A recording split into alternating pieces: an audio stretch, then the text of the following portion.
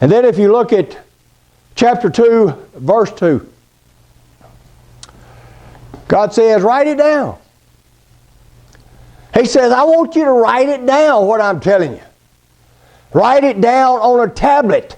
He said, write it big. Make it plain.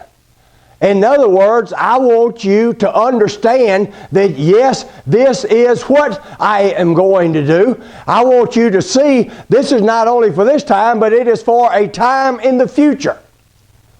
This is how I am going to discipline y'all, and I have used it time and time and time again. God does use this method. God does use the sinful to judge His people. And you really see it all down through history. It used to really bother me, and it still does. Because I think I feel like Habakkuk does. If you look at world history, Christianity pretty much took over the Roman Empire.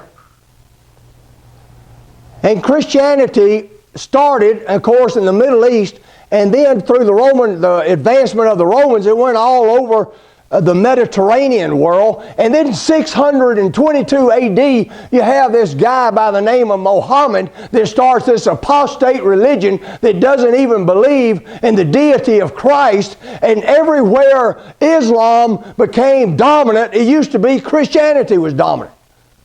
And it's like, what's up with that, God? Maybe the church wasn't what it was supposed to be. Maybe it was corrupt in certain manner, but why would you use Islam to discipline Christianity? But if you look at the rise and the spread of Islam, almost, not everywhere, but almost everywhere Islam went, it was in Christian world, Christian worldview. And Islam won battle after battle after battle. And the Christianity in the Mediterranean, it disappeared in North Africa, then it disappeared in the Middle East, then it disappeared in the Byzantine Empire, and you can see God over and over using this religion to judge Christianity. And it just doesn't seem fair. Why would He do that? But you can go beyond that. You can look at the Eastern Orthodox Church, which ruled Russia for hundreds of years. And what do you see?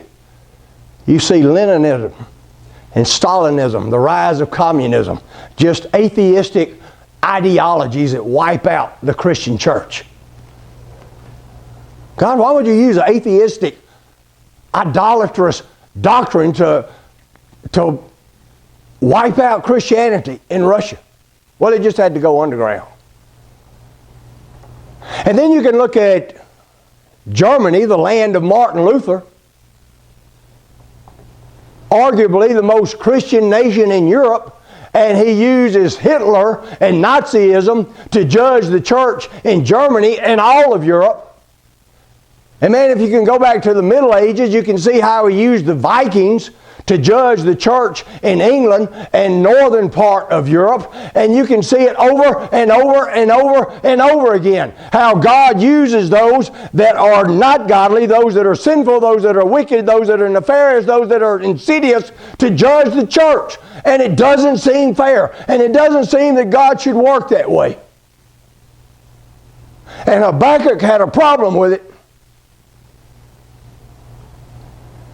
And I think a lot of us do too.